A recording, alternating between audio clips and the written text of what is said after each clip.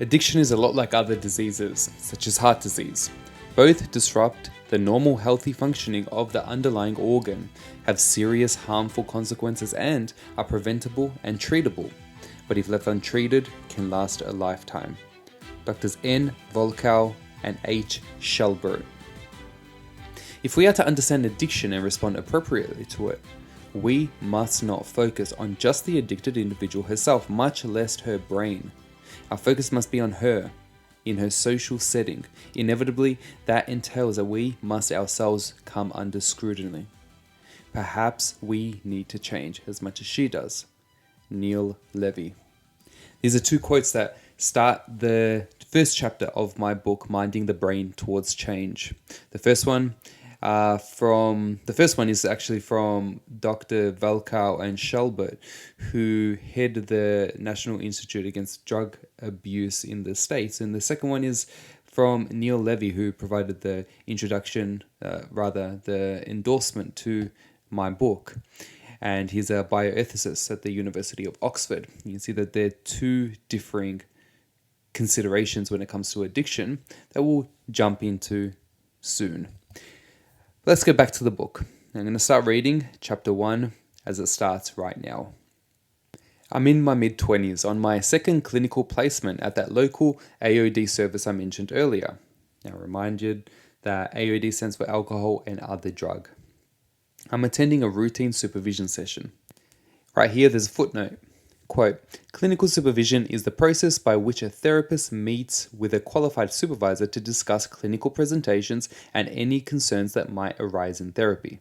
Suggestions are thrown around, clinical experience is shared and addressed, and the therapist's own experience, values, and direction for therapy are discussed and reflected on.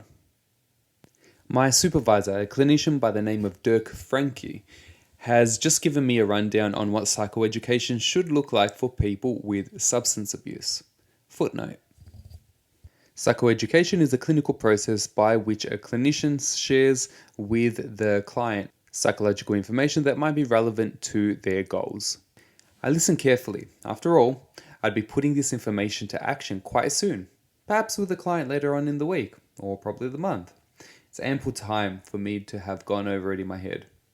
Except the time to implement my learnings came much sooner, later that day actually. Dirk approached me not long after I left his room and asked me to conduct a session with somebody who had just come into the service for a drug diversion. Footnote. A drug diversion is a non-judicial consequence where a person is reprimanded by the police on a drug-related offence. Usually the person has no criminal background and is sent to a couple of counselling sessions rather than to be referred to a criminal justice system and go through that whole court process that everybody loves to hate. Yeah, I'll do it, I say, a stickler for punishment. Dirk thanks me and I make my way back to the waiting room. There he is, Raiders cap on, one leg flicked over the other, leaning back in his chair. Costa? I say. He looks up, scanning me up and down. You're up next. If you can follow me, we can get started. I wing it in session and, thankfully, everything goes well. He asks clarifying questions about drug use, the brain, drug interactions, and all that sort of stuff. And I respond the best I know. We say our goodbyes, part ways, and he goes off a little more informed than he had been coming in. During placement, this type of education was a mainstay, and a very useful mainstay at that. Today, in keeping in line with that tradition, I'll be giving you a similar rundown on why understanding addiction is actually important. Strap in, and let's get going. Defining our terms. My definition of addiction is a behavior, any behavior, that has become habitual and that leads to a negative quality of life. According to dictionary.com, the term addiction first came into use in the 16th century and described an inclination, awarding, or devoting to a particular thing or cause. Definition: addiction, being enslaved to a particular habit, either psychological or physiological, that almost always brings with it negative outcomes. When I talk about substance addiction, I often throw around a few terms. These terms are substance use, substance misuse, substance abuse, and substance dependence. Let's take a look at them in turn. Substance use. Antonio rocks up to a friend's barbecue and picks up a cold beer every once in a while. He never gets carried away, and this does not form into a negative habit. He's able to take it or leave it. This is straightforward substance use. Substance misuse. Amanda is in her mid-20s, works part-time at a retail outlet, and on the weekend goes to a bar or club with her friends, binging on vodka cruises. Every second weekend, when she's low on cash, she smokes half a point of ice, crystal methamphetamine, often because it costs her less to do that than to binge on alcohol. Amanda has developed a clear drinking pattern and introduced another drug semi-regularly. This pattern has crossed over into substance misuse. Substance abuse. Every Friday and Saturday night, Hayden uses ice while meeting up with some college mates he grew up with. He doesn't eat or drink water while he's using and doesn't get much sleep. When it comes to Sunday, he's a bit wired, so he uses 2 mils of GHB, gamma hydroxybutyric acid, to help settle him down. He's usually a bit restless, has the sweats, can become hyper anxious and paranoid, and has a short fuse with family members. When he's studying, he tends to lose focus. Here we have an established pattern of use that's accompanied with marked psychological, biological, and social effects that are impacting his day-to-day functioning. These factors, often called the biopsychosocial triad, provide a picture of what substance abuse looks like. Substance dependence. Christy started smoking heroin at 14, pressured by a boyfriend of hers at the time. She had left home due to family violence and had found her clique in the CBD with others from similar backgrounds. She would couch surf whenever possible and sleep rough or in shelters with him when that wasn't possible. Her heroin use progressively got worse until she was using daily and had transferred to injecting. Whenever she couldn't acquire, she suffered horrible withdrawal effects: sweats and shakes, frothing at the corners of her mouth, severe restlessness, intense cravings, chills, and severe nausea that often led to vomiting. The pull of the drug was so strong that at times she would sell her body for another hit. This was encouraged by her boyfriend as long as she would bring back enough for two. If going a few days without, she would test the new batch to make sure it didn't lead to overdose. Her body lost tolerance with a break from use, and she'd watched friends over the years overdose when using the same amount after a break. In effect, Christy uses heroin to feel normal, staving off withdrawals. Hers is a perfect vignette of substance dependence. There is a clear pattern of drug use that has been established, clear biopsychosocial effects, increased tolerance to the drug, and withdrawal symptoms when she's not using. So, having established these terms, let's move on to how others in the field of addiction understand the construct. The National Institute of Drug Abuse, NIDA, contends that addiction is a brain disease that can be treated. The Diagnostic and Statistical Manual of Mental Disorders, dubbed the Psychiatrist's Bible, now in its 5th edition, DSM-5, defines addiction as a cluster of physiological, behavioral, and cognitive symptoms that hijack the person that uses. According to the DSM, for a person to be diagnosed with substance use disorder, she must have used for a longer period than she first anticipated, report a lack of success in cutting down or quitting, spend increasing amount of time in search of the substance, consuming it, and spending time recovering from the effects, craving the substance, be unable to balance work, study, or home commitments, ignore any effects caused by the drug, engage in risk-taking behavior, experience increased tolerance, and withdrawal symptoms. Footnote: the DSM-5 is not free from scrutiny.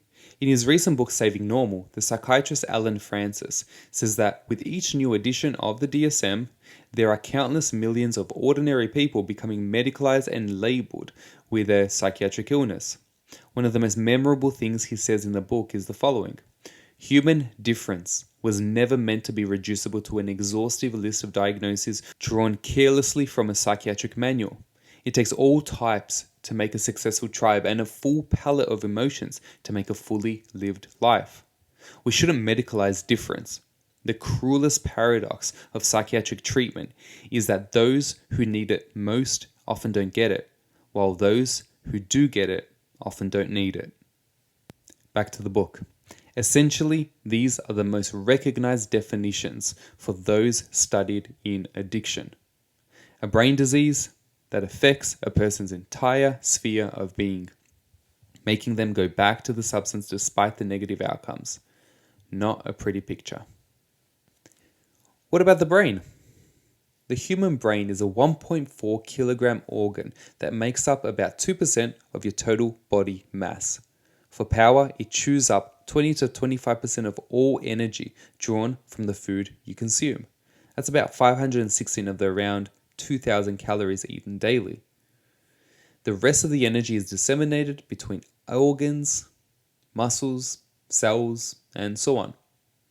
According to studies conducted by the neuroscientist Susana Herculano-Huzel, your brain comprises of 86 billion neurons, give or take, with just as many glial cells, which are cells that support neurons in their inception, structure, function, and evolution.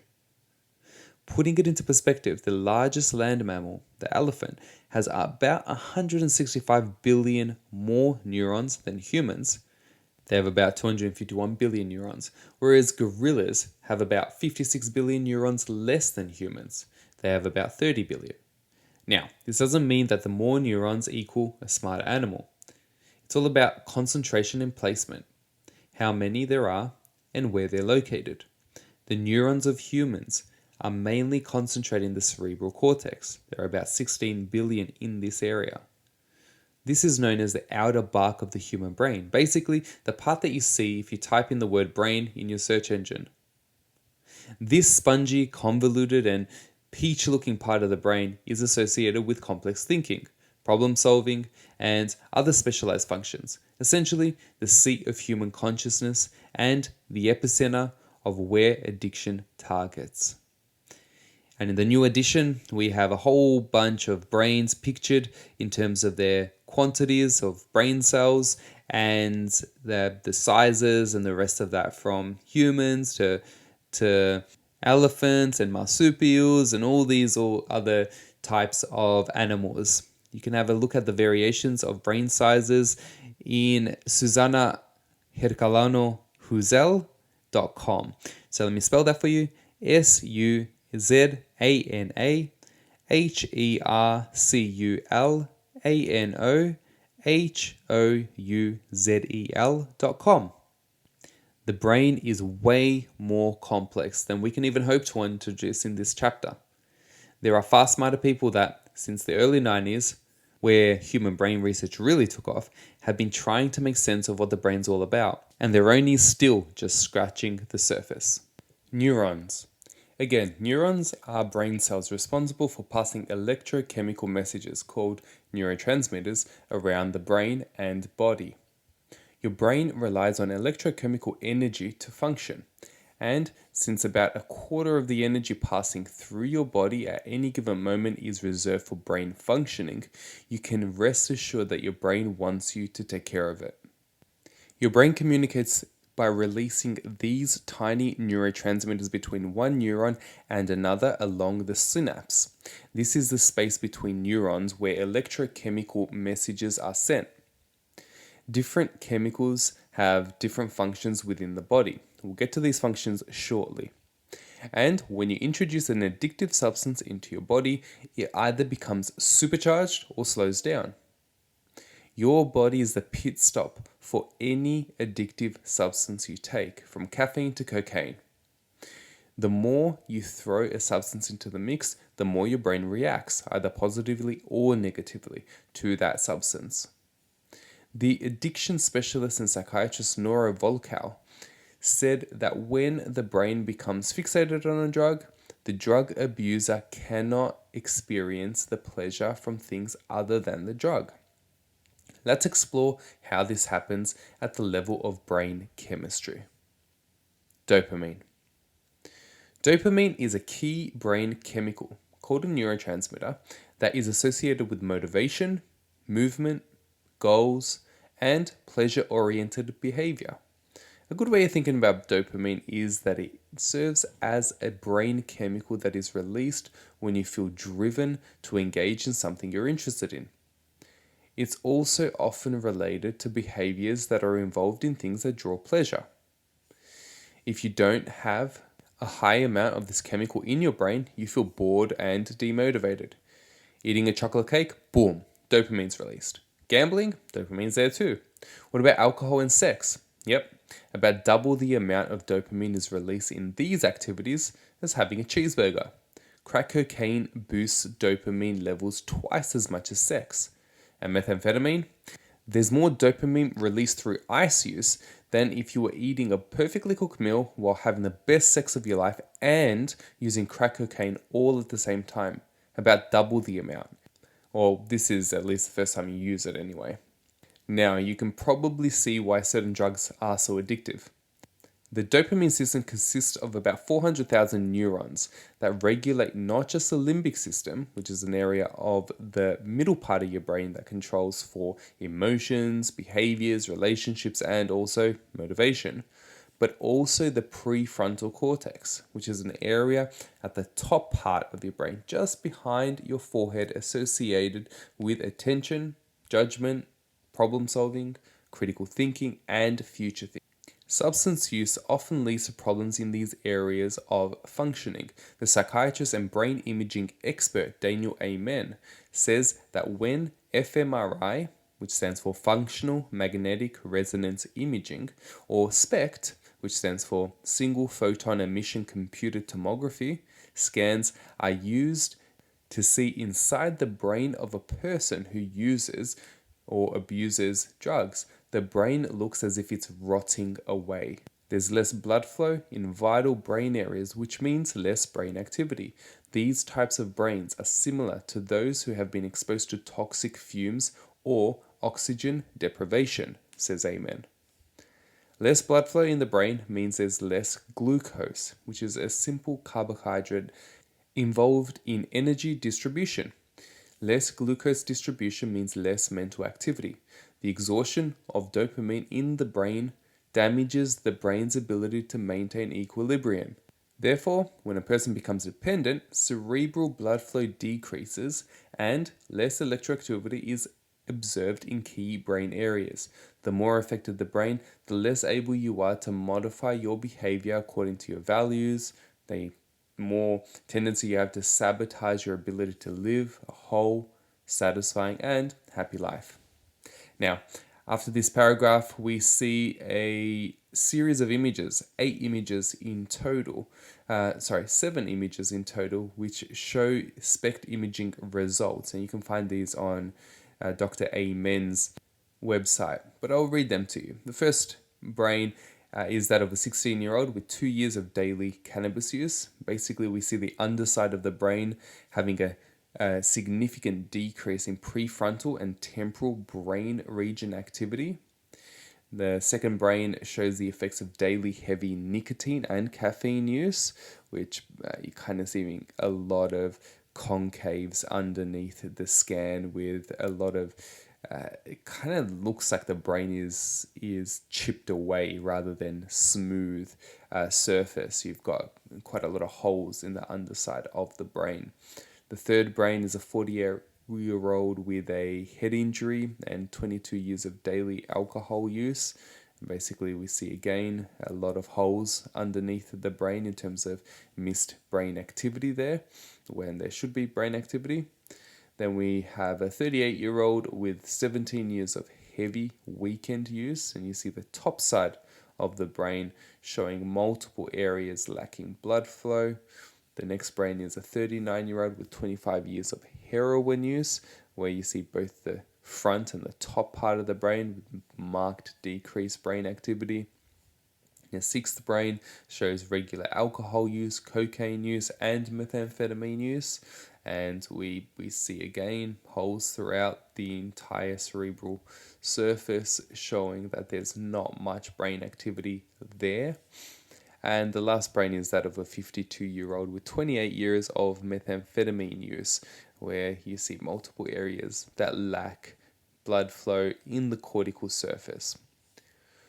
Okay, so what's a catecholamine? We'll get to this very shortly in terms of the next section, but dopamine's a catecholamine, which is a chemistry term that describes the makeup of the brain chemical that is being transmitted, so either a hormone or a neurotransmitter, and they're basically made up of specific organic compounds like catechols and amines.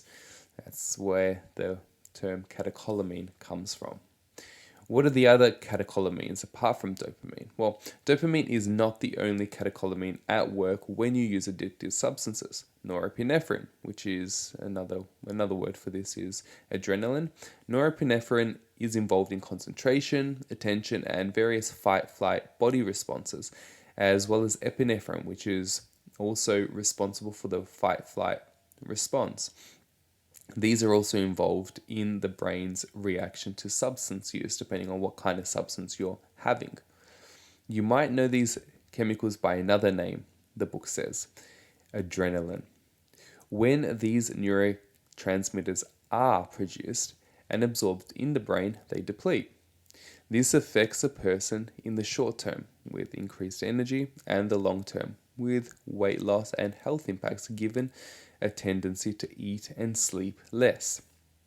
The more a person uses substances such as uppers, which are ice, speed, MDMA, cocaine, and so on, the more these transmitters are released in the brain, causing the release of these types of catecholamines. Serotonin. Serotonin is a chemical that regulates thinking, memory processing, mood, sex, diet, and sleep. Interestingly, it's also involved in confidence. Those with higher serotonin levels report higher levels of confidence. One study introduced MDMA, which stands for methylene dioxymethamphetamine, an ingredient used in ecstasy, into the diet of squirrel monkeys by dissolving it into a liquid twice daily for only 4 days. The study found that even after 7 days, the monkeys' brains were still recovering from drastically reduced amounts of serotonin. The main brain areas that were affected were the frontal lobes and the hippocampus, which is an area predominantly involved in translating short-term memory into long-term memory. There's a footnote here. What this means for a human being is that where dopamine distribution is disturbed in the prefrontal cortex, there's less ability to think straight and make informed decisions, thereby leading to more impulsive responses like frustration, anger, altered personality, and swinging mood states. When the temporal lobes are affected, memory is also affected. Where the occipital lobes are affected, so is sight. Where the hippocampus is affected, so is the storing and retrieval of memories. Where the anterior cingulate cortex is disturbed, so is the ability for self-control. Where the ventral striatum is affected, so is motivation. You basically get the point here. Compared to humans, these monkeys have significantly fewer neurons, about 250 million compared to a human's 86 billion, making the effects much more pronounced. However, using an animal model of the brain could infer that those using MDMA to excess can expect to suffer memory-related and attentional deficits. In humans, there is mounting evidence suggesting the brain is adversely affected when addictive substances are introduced. Although these effects, less activity in various brain regions, less blood flow, less concentration of dopamine and serotonin where it's supposed to be, and structural and functional abnormalities vary from person to person. Glutamate. The active substance in alcohol is ethanol. In fact, one standard drink is made up of 10 grams of ethanol. To put this in context, if you drink a 6-pack of beer, each having about 1.4 standard drinks each night, you're consuming almost half a kilogram, 588 grams, of pure ethanol every single week. Taken in high dosages, this compound can lead to severe alcohol poisoning and even death. Taken at lower dosages, it works on the dopamine system to provide a sense of euphoria, which is pleasure, and depresses the nervous system, leading to less usable energy and irritability when sobering up. The effects of drinking on glutamate a neurotransmitter sent around the brain when you exercise judgment, learn new things, engage in memory tasks, and exercise self-control, reveal less availability of the chemical. This often leads to lower self-control, higher impulsivity, memory difficulties, and a slowing down of overall glutamic activity in the brain. Essentially, you're more likely to become an emotional wreck when under the influence. GABA. Gamma-aminobutyric acid, which is an inhibitory neurotransmitter, plays a role in reducing excitement in neurons throughout the nervous system by relaxing the body. Consuming nervous system depressants like alcohol and heroin can lead to a reduction in overall brain activity, inducing boredom, sadness, less ability to enjoy activities, and laziness over time. These are all hallmarks of clinical depression. Now, an inhibitory neurotransmitter is a chemical that slows down the activity of brain regions it comes into contact with. Peptides. Endorphins are neuropeptides, which are molecules used by the brain to communicate a particular function. And these allow the body to reduce or shut off the transmission of pain signals, thus reducing your perception of pain. Fall down and break your leg and you'll see these molecules in action. Opiates like methadone, heroin, and morphine work on the body through the release of endorphins, thus creating a calming effect. Used enough, they can lead to symptoms of depression and difficulty regulating your emotions and behavior. Addictive substances and the brain. Each addictive substance works in its own way to disrupt brain equilibrium and function. Drugs and alcohol, and even excessive sugar, pornography, and gambling get in the way of your brain's normal operation.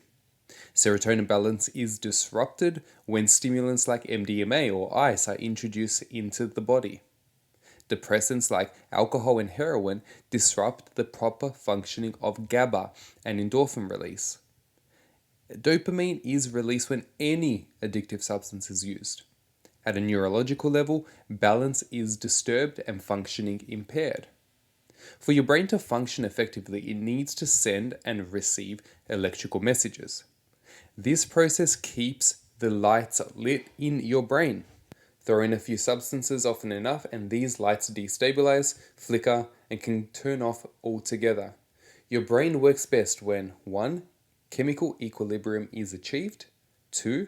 Your brain cells are adequately myelinated, thus transmitting messages between the brain cells quickly.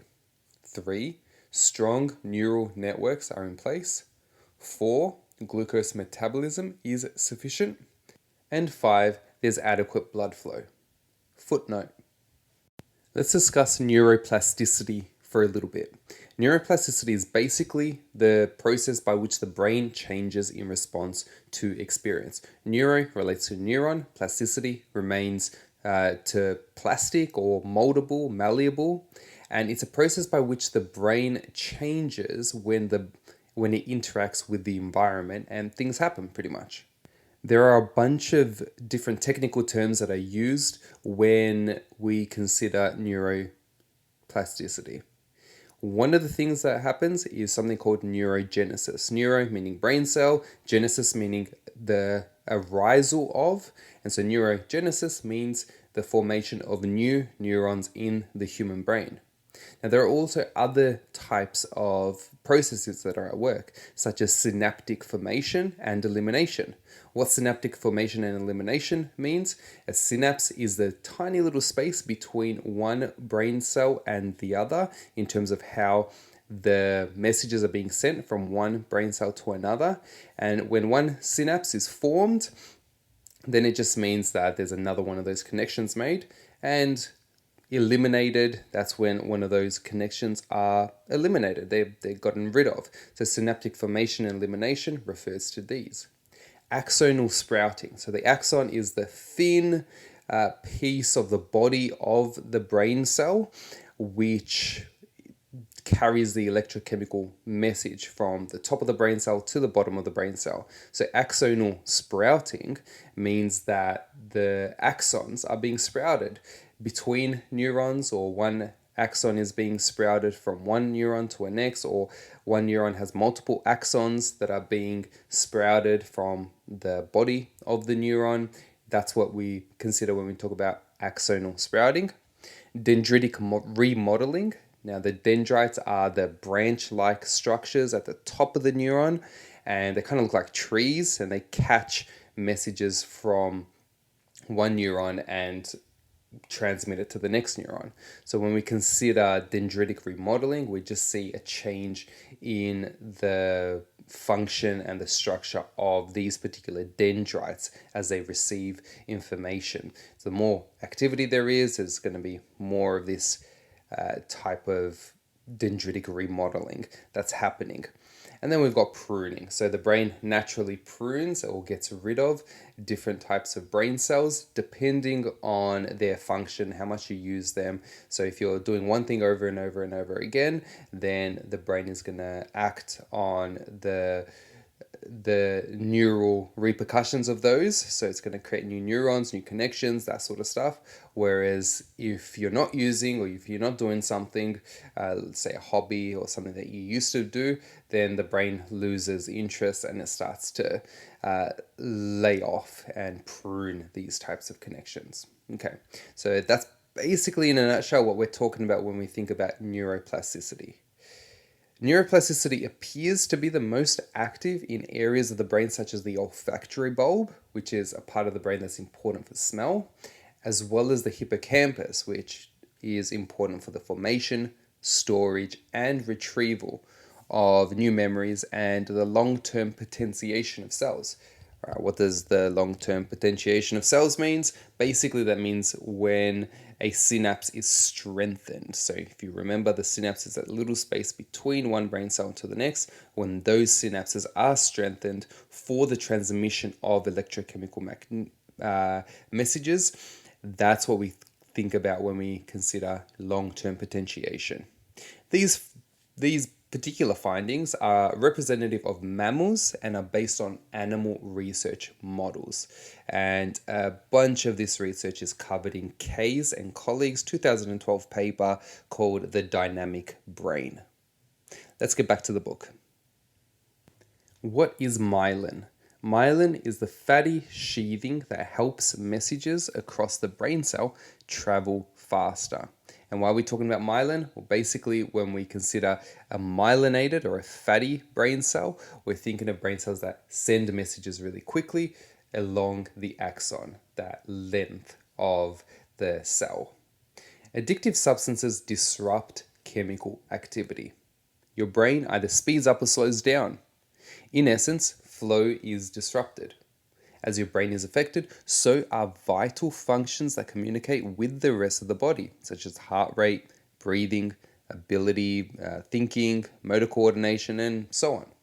This can terrify you if you're not used to it and becomes extremely important when it comes to withdrawal. That is when your brain and your body are attempting to recover equilibrium once substance use ceases.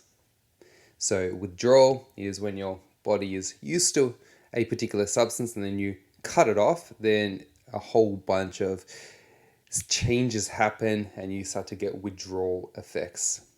So cravings, or you may have shakes and pains, and you might have sweats. All these sorts of things happen to some people when they get used to a particular substance and then the substance is taken away. Back to the book. At times, even brain cells can damage or be lost to drug use. And although they can regenerate, newer cells can be less effective, especially if regenerated in a totally different area.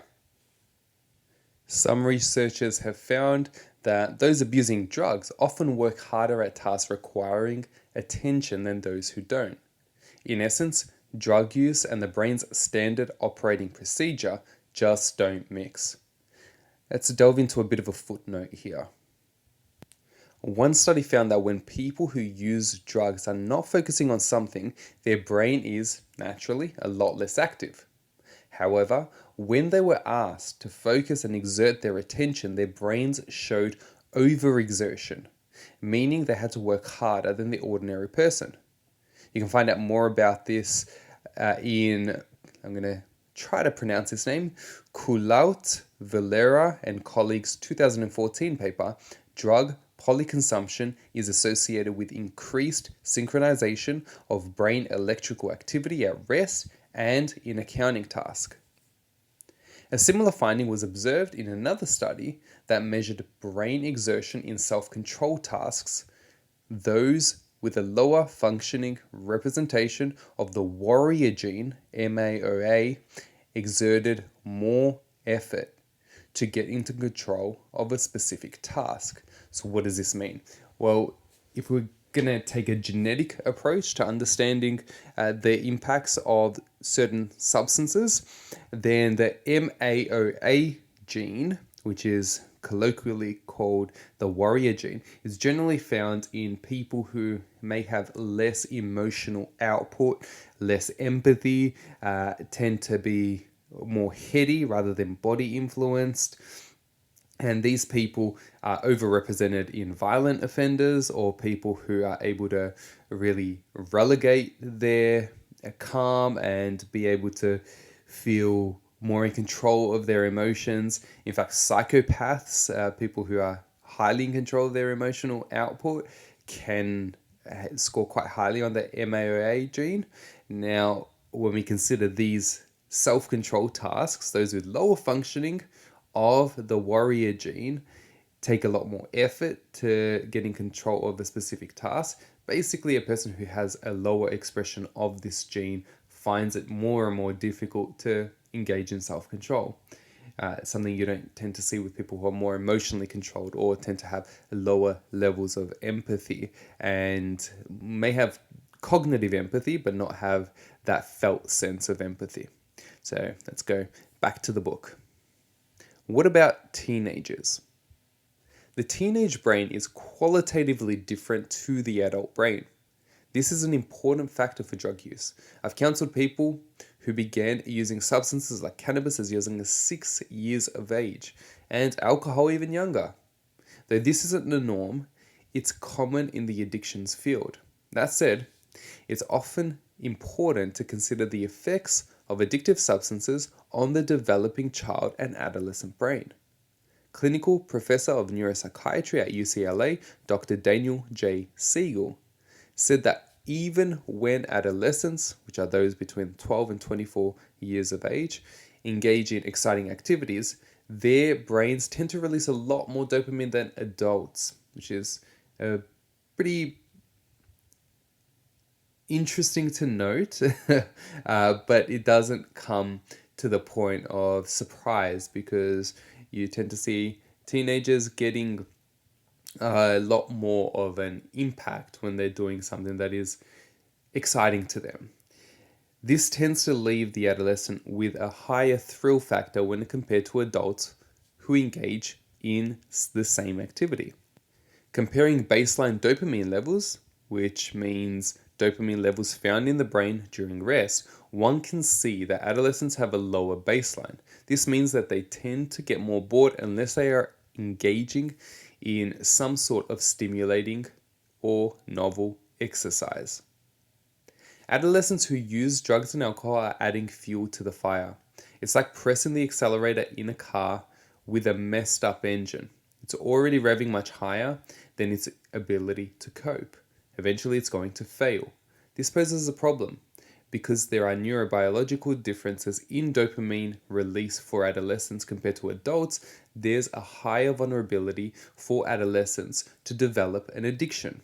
As Siegel puts it, addiction occurs when a person gets used to the dopamine surge an activity or substance creates in the brainstem, which is a part of the brain that's regulating the heart and the lungs, blood pressure, and other basic drives that keep you alive.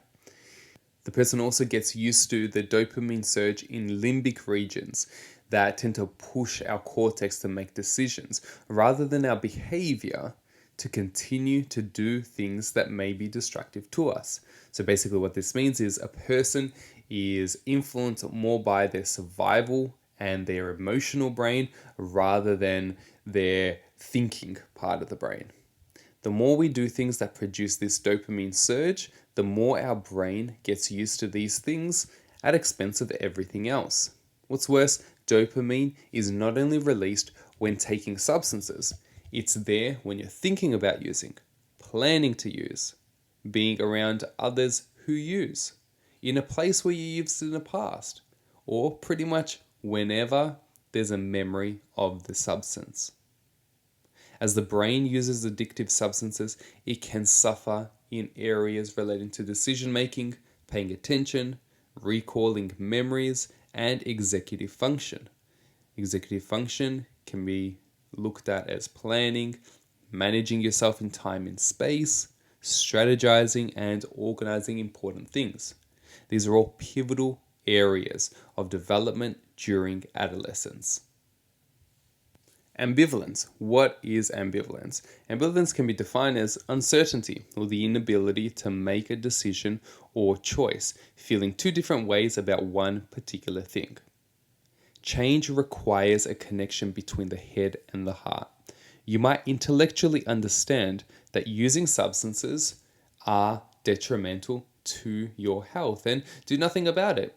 It's the same principle as understanding that working out at the gym is beneficial for your mental and physical health, but you don't actually go ahead and do it.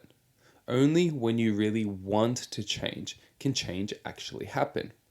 Early on in my clinical placement, I counseled a thin, blonde 50-year-old male who smoked cannabis for chronic pain. He would say to me, "Yeah, I know what you're saying, but you still don't believe it." When I asked him what he meant, he said he hadn't come across any long-term data that measured the effects of drug use from childhood to adulthood. This claim prompted me to investigate. I searched for long-term data on the negative effects of addictive drug use and verified what he claimed. There actually is no data that investigates the impacts of drug use before a person began using drugs, tracking the impacts later in life, and my search pretty much showed me that even though there is no published research following this sort of domain, there was a particular bit of research that was starting to do this. So the National Institute Against Drug Abuse has been considering conducting this study all the way back in 2014. Needless to say, it might be some time before we actually see the results if they're tracking kids even before they started to use substances and saw the impacts of substance use or the differences between those who did start to use substances and those who didn't. It's going to be a long time before we see the effects of that one. However, it might be useful to remember the maxim: absence of evidence is not evidence of absence. The best we can do for now is remember that we do have ample evidence to suggest substances alter the brain in very significant ways once a person has chosen this path. Is addiction a brain disease? Some claim that addiction is a brain disease. Fair enough, but this claim bears a follow-up question. Is it though? Really? American psychiatrist Dr. Sally Satel finds that the disease rhetoric troubling because it compares addiction to brain diseases such as multiple sclerosis, MS, dementia, and a plethora of other nasty afflictions. Taking issue with comparing addiction with the latter, Satel claims that afflictions such as dementia, MS, stroke, Parkinson's, and so on are not initiated by the patient and can't be overcome by the patient's desire to be well. Addiction is different. It is, in fact, instigated by a person's choice to use substances and can't fall under the category of disease as understood in the formal sense. To Satel, considering addiction a disease paints the person a victim and puts her in a passive position which can issue overwhelming sense of helplessness. I'm going to tell you a bit of a story. Makara was a Cambodian refugee. 40 years old, he could have been mistaken for 20 years younger. He first entered my office under a court order for drug treatment and shared with me his story of how he spent 8 years in a Thai refugee camp before being processed and accepted into Australia with his family when he was 12. In the 1970s, the communist politician Pol Pot took power of Cambodia and led a militant regime, helped along by the Khmer Rouge, which was a communist-backed militant group operating at the beck and call of Pol Pot. They made their mission to wipe out academics, businessmen, monks, and anybody who sought to question the regime. Some of Makara's family were among the 2 million people murdered during that time. At the time, those being executed had to dig their own graves before receiving the death blow, usually by a sharpened bamboo stick through the back of the skull. Many fled, including Makara's family. Some would set up shop in countries like Australia, becoming successful businessmen and women. Others would try to extinguish their traumatic flashbacks of these incidents by using drugs, especially heroin. Once the drug's effects wore off, the evil thoughts repenetrated. Makara first used heroin when he was 22 years old, and he'd been hooked ever since. He attended counseling while on methadone, which was a legal prescribed opiate substance, and Seroquel, an antipsychotic for symptoms of psychosis. Makara had schizophrenia brought on by a history of ice use. In his first session, he said, "I don't know if you can help me. I've tried to stop before, but never keep it up. I guess I'm just lazy and don't get motivated anymore." Makara had little hope for change. He saw himself as unable to make a difference in his life on account of failing in the past. Why try again when the inevitable outcome is failure? I told Makara about the human brain plasticity. In the ensuing weeks and months, I was able to help him, if only a little, uncover hope. I taught him how to drive his own recovery through a fitness regimen, maintenance of a balanced diet, and visiting appropriate health professionals. All the while being non-judgmental, hopeful, and motivating. I gave Makara the benefit of the doubt. Far from being a passive recipient to the experts who would diagnose and manage his symptoms, a happenstance quite common in the medical model of care, Makara was well on his way to working towards his definition of a happy and healthy life. All I did was provide the conditions and drive towards personal responsibility in which he could begin to take place, in which change could happen. In Makara's case, telling him he had a brain disease would have been catastrophic for his recovery and taught him that everything was out of his control. It would have made him a passive recipient to the whims of the doctors that treated him. Clinical professor of psychiatry at Harvard University, Lance Dodds, says that addiction has little in common with other true diseases. To Dodds, a disease requires an infectious agent and a biologically degenerative condition. In other words, there needs to be something doing their infecting and the person experiencing the infection. With addiction, this is not the case. Footnote. Some might rebut this claim by saying the infectious agent could be the substance, which in turn sets off a pathological biological process leading to a biologically degenerative condition. However, addictive substances are not infectious agents that lead to a pathological biological process. Dodds claims that for addiction to qualify as a brain disease, there must have been a brain changes that led to them becoming addicts, quote unquote. This is a reversal. Rather, there is a reversal in findings here, given that initially there's a behavior followed by the neurological change, not the other way around. Dodds says that looking at the evidence in reverse is equivalent to believing that coughing produces pneumonia.